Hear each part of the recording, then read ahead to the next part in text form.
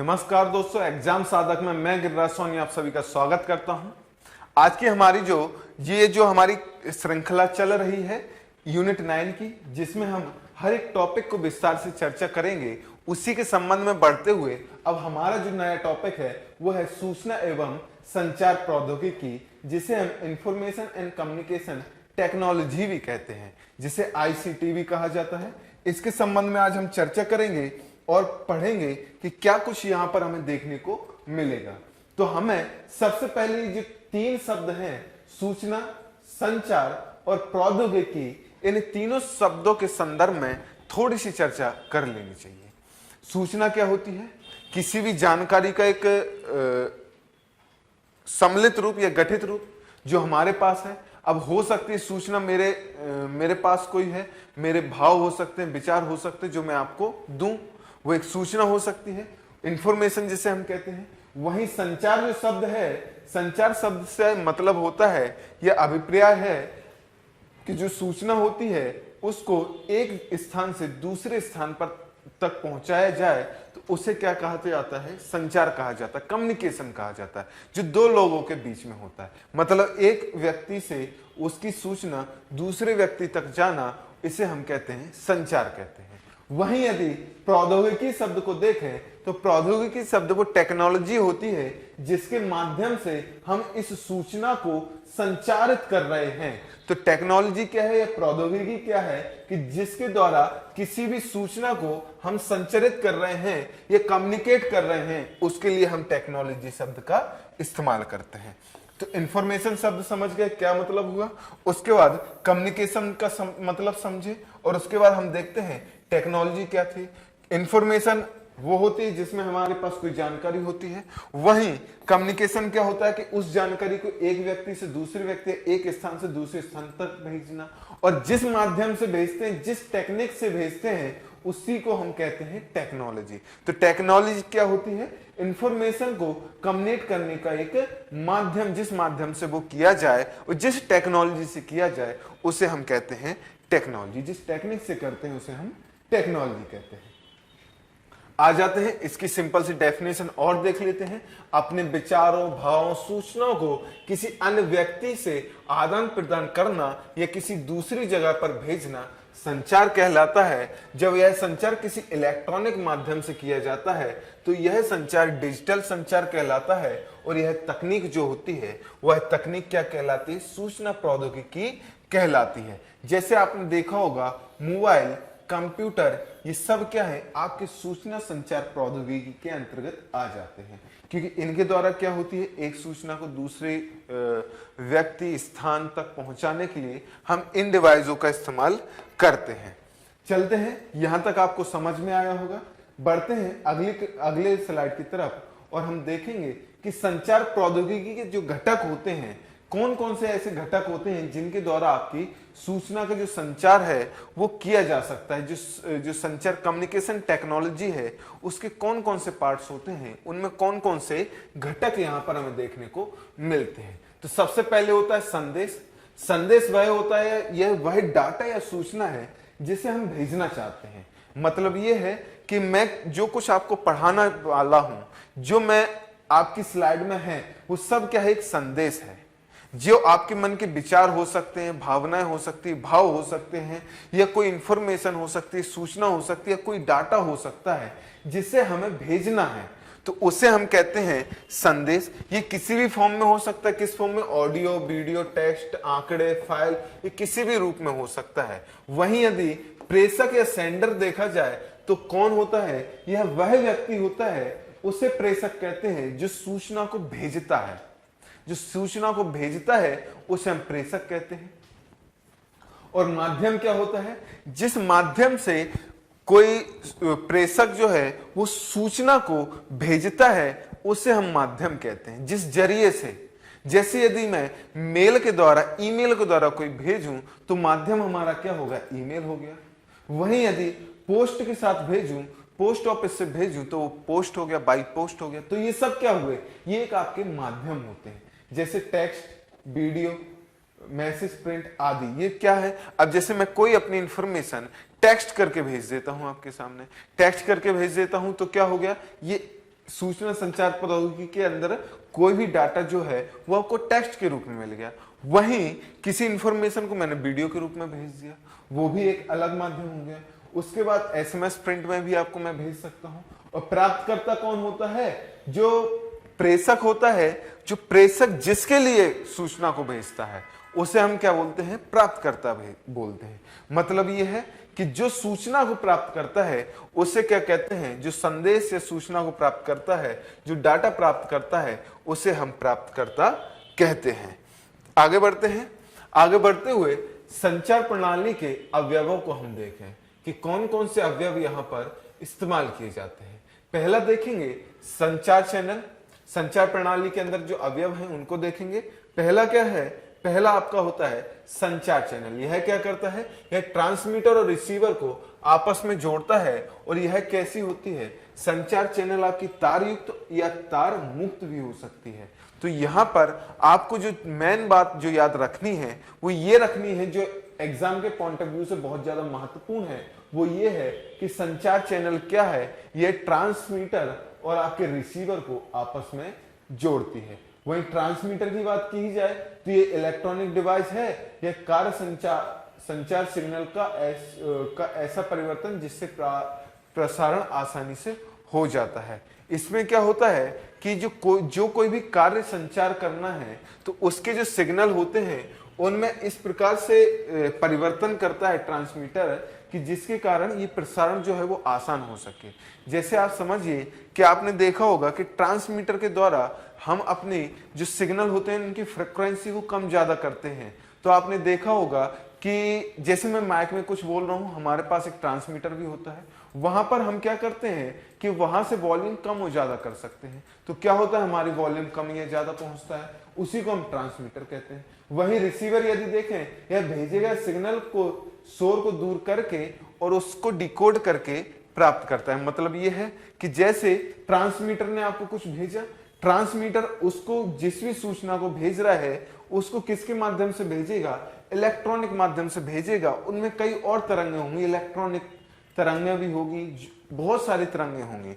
अब ये सारी तरंगें होंगी, अब इन सारी तरंगों के कारण हो सकता है कि आपने जो इंफॉर्मेशन भेजी उसमें एक शोर उत्पन्न हो या फिर वो एक आपके काम की ना हो, उसकी उपयोगिता ना हो। तो वहीं आपका जो रिसीवर होता है वो क्या करता है? इन सिग्नलों को प्राप्त करता है और इनमें से जितनी भी यूज की चीजें नहीं होती हैं उन्हें हटा के, मतलब रिसीवर जो है एक फिल्टर का काम करता है, ये उनको हटाकर आपकी जो आवश्यक तरंगें होती है, सूचना होती है, उनको प्राप्त करता है और उसमें से शोर सिग्नल को हटा देता है। आगे बढ़े, अगले चरण में हम देखेंगे कि संचार के प्रकार कौन कौन से होते हैं, क्योंकि संचार के कई प्रकार हम देख सकते हैं। एक होता है कि हम फोन पे बात कर रहे हैं, एक होता है कि मोदी जी मन की बात कर रहे हैं। ये दोनों में प्रसार हो रहा है, किसी भी सूचना का प्रसार हो रहा है या संचार हो रहा है। इन दोनों संचारों में कुछ अंतर है, देखते हैं क्या है। पहला है आपका point two point. Point two point में क्या होता है? ये जो कम्युनिकेशन होता है ये किसके बीच होता है? यह क्रिया ट्रांसमीटर और रिसीवर के मध्य संपन्न हो जाती है। मतलब एक ट्रांसमीटर होता है और एक रिसीवर होता है, उन्हीं के मध्य ये पॉइंट टू पॉइंट प्रक्रिया कंप्लीट होती है। जैसे मैं अभी आपको कॉल करूं तो यहां पर आपका ट्रांसमीटर कौन हो गया? मैं हो गया, वहीं रिसीवर आप हो जाते हैं। तो ये हम में और आपके बीच ही बात चल रही है। तो ये कैसी है? पॉइंट टू पॉइंट है। वहीं प्रसारण देखें तो यहां पर क्या होता है? एक ट्रांसमीटर होता है और कई सारे रिसीवर होते हैं। जैसे आपने देखा होगा कि टेलीविजन में जो प्रसारण होता है, टेलीविजन में क्या होता है? एक ट्रांसमीटर होता है। जैसे आप न्यूज चैनल देख लीजिए कि एक न्यूज चैनल होता है, उसका ट्रांसमीटर होता है, वहां से वो अपनी सिग्नल को भेजता है और प्राप्त करने वाले कई रिसीवर होते हैं, वहां पर सारी चीजें प्राप्त हो जाती हैं। तो ये किसका उदाहरण है? ये टीवी का प्रसारण जो है वो टीवी या फिर रेडियो जो होते हैं, इन सारी जगहों पर इनका प्रयोग किया जाता है प्रसारण का। अब संचार की विधि देख लेते हैं, क्योंकि संचार की भी विधि होती है। आपने कई प्रकार के देखे होंगे और ये आपके पेपर के पॉइंट ऑफ व्यू से भी बहुत ज्यादा इंपॉर्टेंट हो जाते हैं। पहला है आपका सिंप्लेक्स। सिंप्लेक्स विधि में क्या होता है? इसमें डाटा और सूचना केवल एक ही दिशा में भेजी जा सकती है, जैसे रेडियो और टीवी। इसमें क्या होता है कि आपने देखा होगा कि हम समाचार सुनते हैं या रेडियो को सुनते हैं, तो वहां पर क्या होता है, वहां पर कम्युनिकेशन सिर्फ एक ही साइड से होता है। मतलब यहां पर जो हमारा कम्युनिकेशन हो रहा है, आप जब क्लास देख रहे हैं तो ये वन वे कम्युनिकेशन है। मतलब मैं जो इंफॉर्मेशन दे रहा हूं वो आपको प्राप्त हो रही है। वहां से आप कुछ मेरे को बोलना चाहें तो अभी नहीं बोल सकते, तो इसको वन वे बोला जाए तो कोई बड़ी बात नहीं है। ये क्या होता है, वन वे होता है। इसमें क्या होता है, इसमें डाटा और सूचना केवल एक ही दिशा में भेजी जा सकती है। इस विधि में सूचना और डाटा का प्राप्त होना सुनिश्चित नहीं होता है। जैसे आप देखेंगे रेडियो और टीवी, वहीं आ जाता है अर्ध डुप्लेक्स। अर्ध डुप्लेक्स क्या होता है, इसमें एक जो इंफॉर्मेशन होती है, ये डाटा और संचार जो होता है, जो डाटा या व सूचनाओं को दोनों दिशाओं में भेजा जा सकता है। कैसे भेजा जा सकता है, आपने चौराहों पर पुलिस वाले भैया लोग को खड़े हुए देखा होगा। वहां पर वो वॉकी टॉकी से जब बात करते हैं तो उसमें क्या होता है कि यहाँ पर पहले वो बोलते हैं, उसके बाद वहां आवाज पहुंचती है। जब वहां बात कंप्लीट हो जाती है तो उसके बाद फिर वो बोलते हैं तो हमें यहां प्राप्त होती है। मतलब ऐसा है कि इसमें एक बार में एक ही दिशा में आपका कम्युनिकेशन या डाटा जाएगा, तो जाएगा दोनों तरफ। ऐसा है कि दोनों दिशाओं में होता है आपका, लेकिन एक बार में एक ही दिशा में कम्युनिकेशन होता है। तो इसको हम बोलते हैं अर्ध डुप्लेक्स। क्या बोला जाता है, अर्ध डुप्लेक्स बोला जाता है। जैसे इसके अंतर्गत क्या आ जाता है, वॉकी टॉकी इसके अंतर्गत आ जाता है।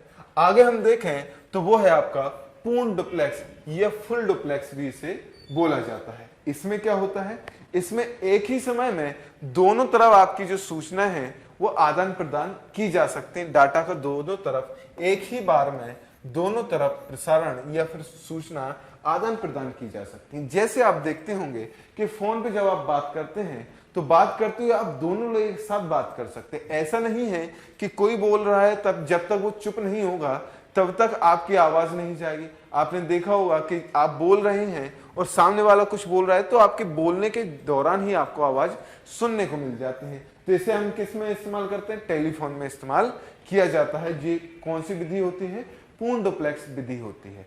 तो यहां आपके जो क्वेश्चंस बनेंगे वो ऐसे बनेंगे कि रेडियो या टीवी जो संचार विधि है उसमें से कौन से प्रकार की है, सिंप्लेक्स, अर्ध डुप्लेक्स या फुल डुप्लेक्स या पूर्ण डुप्लेक्स। उसी प्रकार से आपको वॉकी टॉकी का पूछा जाएगा कि वॉकी टॉकी किस प्रकार की विधि है, तो वो आपकी अर्ध डुप्लेक्स है। वहीं आपसे मोबाइल फोन के बारे में पूछा जाए कि मोबाइल फोन एक कैसी है, तो मोबाइल फोन आपकी फुल डुप्लेक्स या पूर्ण डुप्लेक्स टेक्नोलॉजी या विधि है। इसमें हम क्या करते हैं, मोबाइल फोन से बात करते हैं। अब आ जाते हैं, मोबाइल की बात चली है तो मोबाइल के संबंध में बात कर लेते हैं।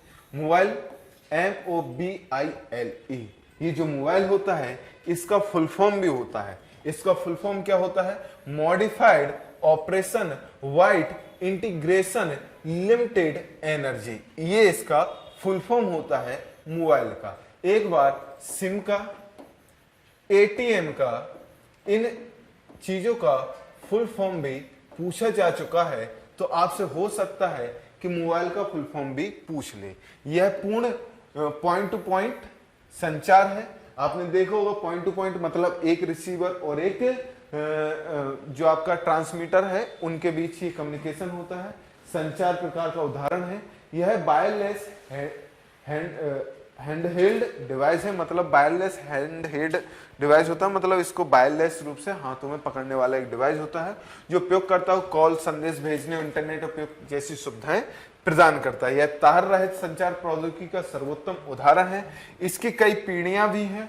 जितनी पीढ़ियां अब तक हो चुकी हैं उनके संबंध में बात करेंगे। 1G, 2G, 3G, 4G और आज के समय में जो आ गया है वो कौन सा है, 5G है। तो ये आपकी पीढ़ियां हैं। कौन सी पीढ़ी है, ये आपकी मोबाइल की पीढ़ी है। आ जाते हैं, प्रथम पीढ़ी कौन सी है, फर्स्ट जनरेशन है। इसे फर्स्ट जनरेशन वायरलेस टेक्नोलॉजी भी कहते हैं। इसमें क्या है, यह केवल वॉइस कॉल को सपोर्ट करता है। इसका विकास 1979 में हुआ था। इसमें लो वॉइस क्वालिटी के साथ साथ बार बार कॉल ड्रॉप होने की समस्या भी होती है। मतलब ये है कि जब आपने देखा होगा कि जब ऐसे बड़े वाले फोन आते थे जिनको हम ऐसे करके और एक हाथ में डब्बा पकड़ के बात करते थे, उनमें लिमिट होती थी कि कुछ टाइम तक के ही कॉल कर सकते हैं, उसके बाद कॉल ऑटोमेटिक कट हो जाता था और वॉइस क्वालिटी भी बहुत कम होती थी। आपने कई फिल्में देखी होंगी जिसमें अमरीश पुरी बहुत चिल्ला चिल्ला के फोन पे बात करता है, ऐसे दो चीजों को पकड़ लेता है और बात करता है और बहुत तेज बात करता है और बीच में कॉल ड्रॉप हो जाती है, कट जाती है, तो उसको हम बोलते थे 1G। उसके बाद उसमें क्या है, इसमें मैक्सिमम स्पीड कितनी होती थी, 24 kbps की यहाँ पर स्पीड होती थी और ये डाटा को सपोर्ट नहीं करता था। उसके बाद आई आपकी द्वितीय जनरेशन जिसे आप कहते हैं 2G। इसमें क्या है, यह GSM आधारित द्वितीय पीढ़ी है। इसमें क्या है, GPRS और EDG मतलब इनहेंस्ड डाटा ग्लोबल इवोल्यूशन आने से इसकी गुणवत्ता में सुधार हुआ। मतलब ये है, ये जो वॉइस क्वालिटी थी और कॉल ड्रॉप की जो प्रॉब्लम थी, इसकी गुणवत्ता में कई प्रकार से सुधार हो गया। इसका विकास कब हुआ, इसका विकास 1991 में हुआ था। यह डिजिटल कम्युनिकेशन पर आधारित होती है। इसमें text message, picture, MMS data जैसी सुविधाएं भी प्राप्त होती थी और इसकी जो स्पीड होती थी वो आपकी 64 kbps होती थी। मतलब ये है, यहां से ही आपका नेट की शुरुआत हो चुकी थी, यहां से नेट की स्टार्टिंग आपकी देखने को आपको मिलेगी। आगे क्या होता है, अगला आ जाता है थर्ड जनरेशन। इसकी कब शुरुआत हुई, 2001 में ये आया। उसके बाद आपका फोर्थ जनरेशन आता है। फोर्थ जनरेशन में आपने देखा होगा LTE, वोल्ट, बाइमैक्स जैसी तकनीकों का भी प्रयोग होने लग गया और इसकी स्पीड कितनी थी, 100 Mbps से लेके 1 Gbps तक की स्पीड हमें देखने को भी मिली थी। ये थी आपकी 4G तक की बात। आगे बढ़ते हुए अब हमें देखना होगा 5G। 5G तकनीक क्या है, इसकी स्पीड 1 Gbps से अधिक है। यह मीमो मतलब मल्टीपल इनपुट और मल्टीपल आउटपुट। ये मीमो का फुल फॉर्म आपको याद रखना होगा क्योंकि आपके मध्य प्रदेश में 5G 2022 में ही लॉन्च हुआ है। कहां से लॉन्च हुआ ये आपको पता होगा, ये आपके वीडियो के अंत में या फिर अभी मैं बता देता हूं। मध्य प्रदेश के अंदर 5G की जो स्थापना हुई है वो उज्जैन के महाकाल लोक से स्टार्टिंग की गई थी। तो यहां पर ये मीमो या फिर TDD पर आधारित होती है, मतलब टाइम डिवीजन डुप्लेक्स पर जैसी तकनीक का प्रयोग करता है। ट्राई के अनुसार भारत में 2022 तक 5G सेवा शुरू हो जाएंगी, जो कि हो चुकी हैं। ट्राई ने ऐसा बोला था कि 2022 तक आपके भारत में 5G की सेवा शुरू हो जाएंगी। तो आपने देखा होगा कि 5G की सेवाएं हमारे यहाँ शुरू हो गई हैं। सर्वप्रथम 5G सेवा दक्षिण कोरिया ने शुरू किया था। आपको पता ही होगा कि 5G की शुरुआत दक्षिण कोरिया से हुई थी। और यदि मैं बात करूं, AJ पॉलराज समिति जो है वो 5G परियोजना जो है उसके लिए गठित की गई थी। इसमें क्या किया गया था कि जो AJ पॉलराज जो थे, इनकी अध्यक्षता में कमेटी बनी और इन्होंने 5G के किस प्रकार से यहाँ पर हम लॉन्च करें, क्या क्या इसके फायदे नुकसान होंगे, इन सभी के बारे में अध्ययन करने के लिए इसको लाया गया था। यहाँ पर यदि पूछा जाए क्वेश्चन कि सबसे पहली बार 5G का ट्रायल कहाँ हुआ था, तो हैदराबाद में एयरटेल द्वारा 5G का ट्रायल सर्वप्रथम किया गया था। आगे बढ़ते हैं। आगे बढ़ते हुए मोबाइल फोन की यदि हम तकनीकों की बात करें, क्योंकि अभी आपने देखा होगा एक शब्द सुना था GSM, उसके बाद GPRS, इसके बाद EDG, LTE, वोल्ट और ये IMEI नंबर भी जो आपने देखा होगा, इनके फुल फॉर्म हमें देखने होंगे कि इनका मतलब क्या होता है। देखते हैं। GSM क्या होता है, ग्लोबल सिस्टम पर मोबाइल कम्युनिकेशन, ठीक है। उसके बाद आ जाता है GPRS क्या होता है, जनरल पॉकेट रेडियो सर्विस बोलते हैं। EDG क्या होता है, enhanced data rate for GSM evolution. उसके बाद LTE यदि देखें तो लॉन्ग टर्म एवोल्यूशन बोलते हैं इसे। वहीं वोल्ट यदि देखा जाए तो voice over long term evolution इसे बोला जाता है। उसके बाद यदि हम IMEI देखें तो ये क्या होता है, international mobile equipment identity number बोला जाता है इसे। इसमें क्या होता है, यह मोबाइल नंबर की एक पहचान पत्र होता है। इसमें क्या 15 अंकों का एक विशेष पहचान नंबर दिया जाता है। इसके द्वारा क्या होता है कि मोबाइल की पहचान की जाती है। आपने देखा होगा कि कभी कभी आपका मोबाइल खो जाता है तो आप रिपोर्ट दर्ज कराने जाते हैं तो आपसे IMEI नंबर जरूर पूछा जाता है, क्योंकि उसी के द्वारा आपका मोबाइल ट्रैक किया जा सकता है। आगे बढ़ते हैं। आगे बढ़ते हुए अब हम और तकनीकों में चल रहे हैं तो आप देखेंगे, एक है ब्लूटूथ। ब्लूटूथ क्या होता है, यह वायरलेस संचार प्रौद्योगिकी का एक उदाहरण है, जिसके जरिए क्या होता है, कम दूरी पर स्थित उपकरणों के मध्य आवाज या फिर डाटा स्थानांतरित किया जा सकता है।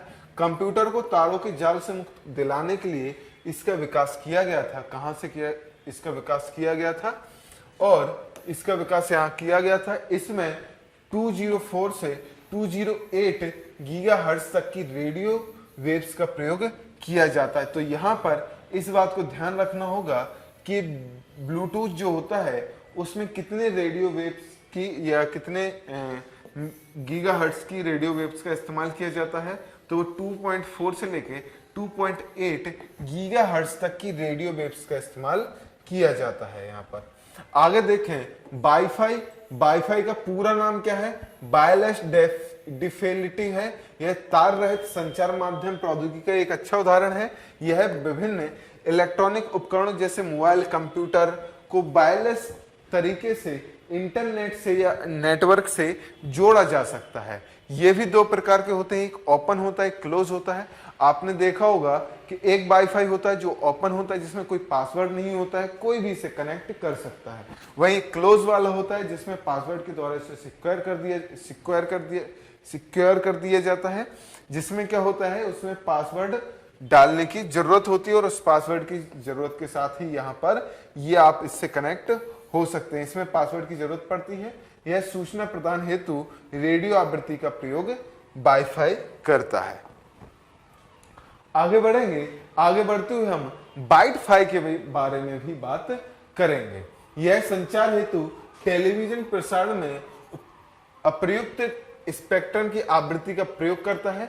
इसका विकास हुआ था 2015 में भारत के अंदर माइक्रोसॉफ्ट द्वारा डिजिटल इंडिया मिशन में प्रयुक्त पायलट प्रोजेक्ट के तौर पर इसको किया गया था। अंतर्राष्ट्रीय सूचना प्रौद्योगिकी संस्थान बेंगलुरु में इसका प्रयोग किया गया था, इसको प्रयुक्त किया गया था। यदि हम बाईमैक्स देखें तो इसे बोलते हैं वाइड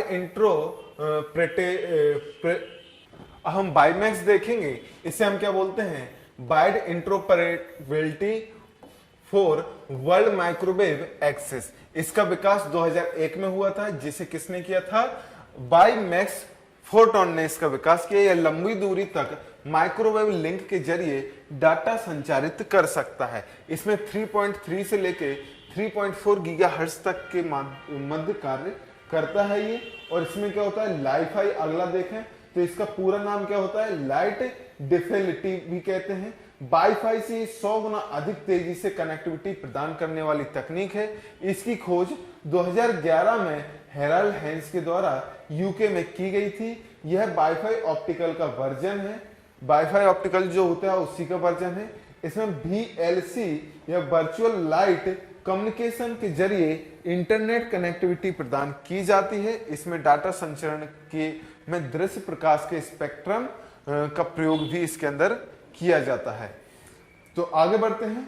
आगे देखेंगे प्रोजेक्ट लून क्या होता है। इसे गूगल की सहायता से गूगल कंपनी X के द्वारा इसको लॉन्च किया गया था, इसको बनाया गया था। इसमें वायुमंडल में स्थित गुब्बारों द्वारा ग्रामीण या दूरस्थ क्षेत्र में क्या किया जाता है, आपके इंटरनेट सुविधा प्रदान की जाती है। तो यदि आपसे पूछा जाए कि वायुमंडल में स्थित या फिर ऐसा पूछा जाए कि ग्रामीण या दूरस्थ क्षेत्रों में इंटरनेट की सुविधा प्रदान करने के लिए कौन सी तकनीक का इस्तेमाल किया जा रहा है, कौन सा प्रोजेक्ट चलाया जा रहा है, तो वो आपका है प्रोजेक्ट लून, जिसके द्वारा क्या है, वायुमंडलीय गुब्बारे जो होते हैं, वायुमंडल गुब्बारे जो होते हैं, बड़े बड़े गुब्बारों के द्वारा ये तकनीक आपको पहुंचाई जा रही है। व्हाइट स्पेस क्या है, टेलीविजन प्रसारण में अप्रयुक्त स्पेक्ट्रम को व्हाइट स्पेक्ट्रम कहा जाता है। इसका प्रयोग वाइट-फाई प्रौद्योगिकी में किया जाता है, जो हमने थोड़ी देर पहले पड़ा था। अब आते हैं वाईफाई कॉलिंग। इसमें बिना मोबाइल नेटवर्क के बातचीत संभव होती है, मतलब वाईफाई कॉलिंग आज के समय में संभव हो गई है।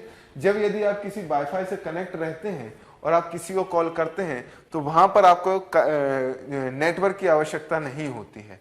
इसमें क्या है, यह भारती एयरटेल और रिलायंस जियो द्वारा भारत में इसकी शुरुआत की गई। यह VoIP तकनीक पर आधारित होती है। WhatsApp, Telegram, share it, Skype यह सुविधा प्रदान करती है। आपने देखा होगा कि व्हाट्सएप कॉलिंग वगैरह इसी आधार पर काम करते हैं।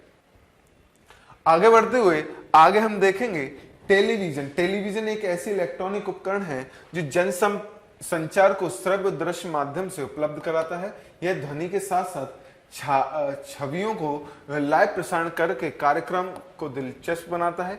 टीवी के यदि प्रकारों को देखा जाए तो इलेक्ट्रॉनिक टीवी होती है। इसमें पहले CRT टीवी हुआ करती थी, उसके बाद यदि आप देखेंगे CRT टीवी, लेकिन अब यह पिक्चर ट्यूब का प्रयोग किया जाने लगा। और टीवी संकेत जो है वो कितने मेगाहर्ट्ज तक के होते हैं, 58 से लेके 89 मेगाहर्ट्ज तक के सिग्नलों को यहाँ पर प्रयोग किया जाता है टीवी में। कौन सी? इलेक्ट्रॉनिक टीवी में। अब आ जाते हैं एनालॉग टीवी। क्या होते हैं? इसमें एनालॉग संकेतों का प्रयोग किया जाता है। वहीं डिजिटल टीवी जो होते हैं इसमें ऑडियो वीडियो संचार हेतु डिजिटल संकेतों का प्रयोग किया जाता है। और प्रकार की यदि बात की जाए तो इसका प्रकार SD टीवी है, मतलब स्टैंडर्ड डिफिनेशन टीवी या HD टीवी जो होती है, हाई डेफिनेशन टीवी जो होती हैं, वो सब डिजिटल टीवी के अंतर्गत आती हैं। अब OLED टीवी जो होती है, यह LED टीवी का ही एक प्रकार होती है। इसमें क्या होता है, इसका पूरा नाम ऑर्गेनिक LED टीवी होता है। इसमें इमिसिव इलेक्ट्रोन्यूक परत के जरिए क्या किया जाता है, लाइट के जरिए यहाँ पर परिवर्तन करके आपकी स्क्रीन पर दिखाया जाता है। तो ये सब हो जाता है। अब सैटेलाइट टीवी की यदि हम बात करें तो सैटेलाइट टीवी क्या होती है, इसमें सेटअप बॉक्स या टीवी में लगे एक सैटेलाइट टनर मॉड्यूल के जरिए संचार किया जाता है। वहीं 3D टीवी आपने देखी होगी, जिसे हम त्रिआयामी टीवी भी कहते हैं। इसको देखने के लिए आपने देखा होगा कि हमें एक चश्मा लगाना पड़ता है। तो यहाँ पर ये जो चश्मा लगाया जाता है उसके कलर से पूछा जा सकता है कि 3D दृश्य देखने के लिए कौन से कलर के चश्मे का इस्तेमाल किया जाता है, तो वो आपका लाल और नीले रंग के चश्मे का प्रयोग किया जाता है। तो यहां तक थी आपकी टीवी के संबंध में चर्चा। तो आज की क्लास आपकी यहीं पर समाप्त होती है। अब हम मिलेंगे अगली क्लास में, तब तक के लिए आपका बहुत बहुत धन्यवाद। आपका दिन शुभ रहे।